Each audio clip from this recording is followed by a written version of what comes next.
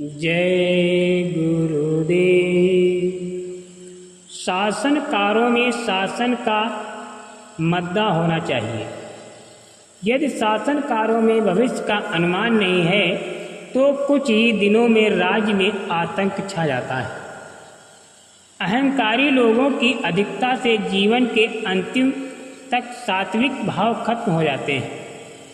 हम जिसके यहाँ बैठकर पानी पी लेते हैं तो पानी पीते वक्त एक तरह का हमारे बदन में जहर फैलना आरंभ हो जाता है और 2 घंटा बाद मालूम होता है कि जिसके हाथ का पानी पिया है उसने कितने घृणात्मक कर्म किए हैं। धर्म का पतन।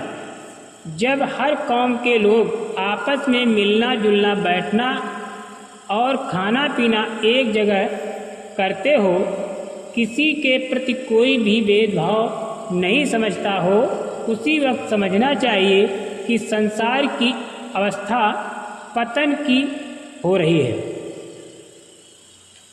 मकान अच्छे हों, सड़कें अच्छी हों, कीचड़ में हम न चलें।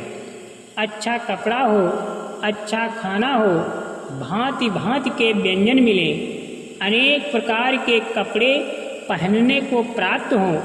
इस प्रकार की भावना मनुष्यों की हो जावे तो समझना चाहिए कि दुनिया का रुख गिरने वाला है।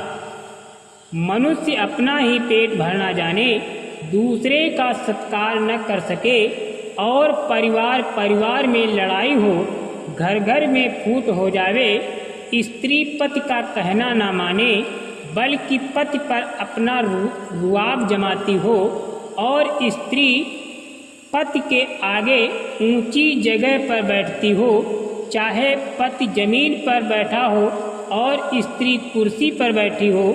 जब ऐसा समय आ जावे तो समझना चाहिए कि धर्म का अस्तित्व समाप्त हो गया है। जब स्त्री को पति को तुरंत जवाब पर जवाब देती हो और पति की बात पर तुरंत रुष्ट हो जाती हो तो ऐसा समझना चाहिए कि सृष्टि में पाप जोर के साथ फैलता है। कहाँ स्त्रियां धर्म की रक्षा करती थीं, कहाँ स्त्रियां अंडा, शराब, मांस, सिगरेट आदि सब व्यसन करने लगी। कुछ ही दिनों में भंडा फूटने वाला है और मनुष्य की अधिक संख्या में क्षति होगी। यदि मनुष्य मात्र धर्म को नहीं अपनाते हैं तो कदापि शांति नहीं मिलेगी। शब्द खालिस मोती है।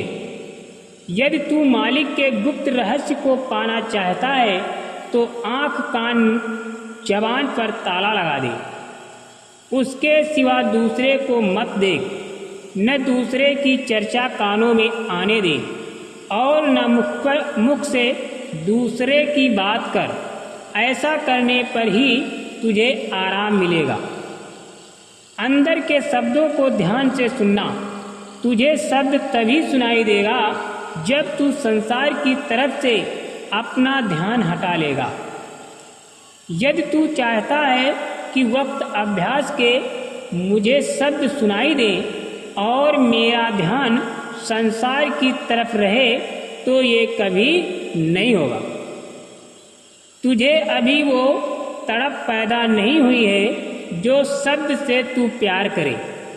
जब तक शब्द को सुनने की पूरी विरह नहीं होगी तब तक शब्द सुनाई देते हुए भी तुम्हारे अंदर अभाव होने से शब्द अपना परिचय नहीं देगा।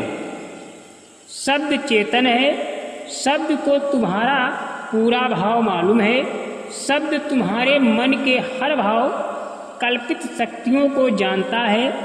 शब्द सदा सच्चे हृदय स्थल वाले में रीझ जाता है। जो हृदय के अपवित्र हैं उनको अपने निकट नहीं पहुँचने देता है।